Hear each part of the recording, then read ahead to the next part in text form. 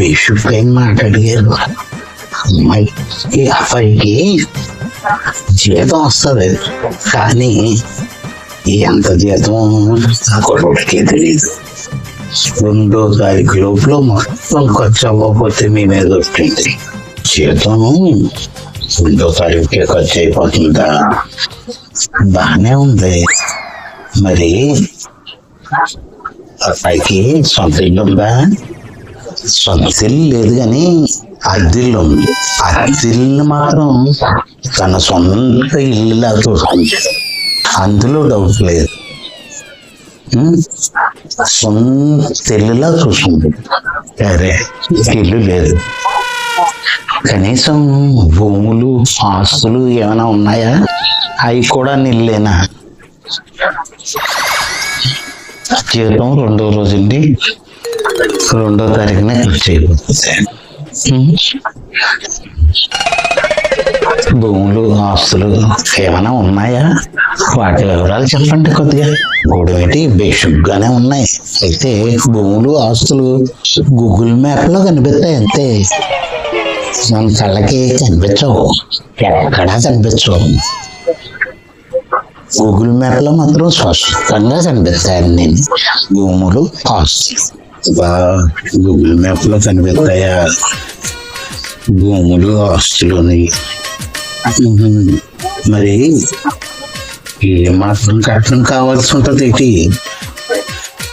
కట్నం ఎంత అడుగుతున్నాడు చూసారా సార్? డబుల్ యాక్షన్ గాడ్లా చూసుకోవాల్సిన నన్నే గాడు గీడని మాట్లాడి ఏమో అడగడు, పరమ దుర్మార్గుడు, అస్సలు అడగడు. అంటే మాత్రం 10 15 తీసుకుంటా, అయ్యే 1,00,000 నోటితో మాత్రం అడగడు.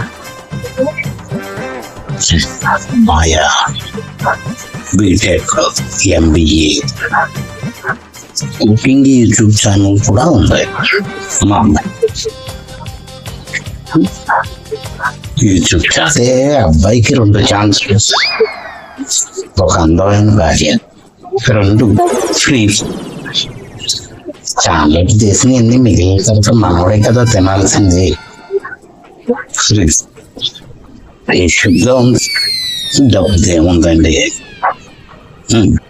అబ్బాయి ఏం చేయడు, పొద్దున్న టిఫిన్, మధ్యాహ్నం భోజనం, ఇంకా జీతం 2వ నెలలో 2వ తారీఖున ఖర్చు అయిపోతుంది. అమ్మాయిని బాగా చూసుకుంటాడు, అమ్మాయి డబ్బుని అని చెప్తారు కదా. అమ్మాయిని అడిగి ఒక విషయం మీకు ఫోన్ చేస్తాను. ఓకే, అమ్మాయి ఒప్పుకుంటే పెళ్ళి, అబ్బాయి ఒప్పుకోకపోయినా పెళ్ళి. ఎందుకంటే బాల్ మీ కోర్టులో ఉంది కదా. ఏదైనా మీదే, 6 అయినా మీదే, 1 అయినా మీదే, 2 అయినా మీదే. అన్ని బాగా ఆలోచించుకొని బాల్ వేస్తారండి. బాల్ గురించి చూస్తుంటాం.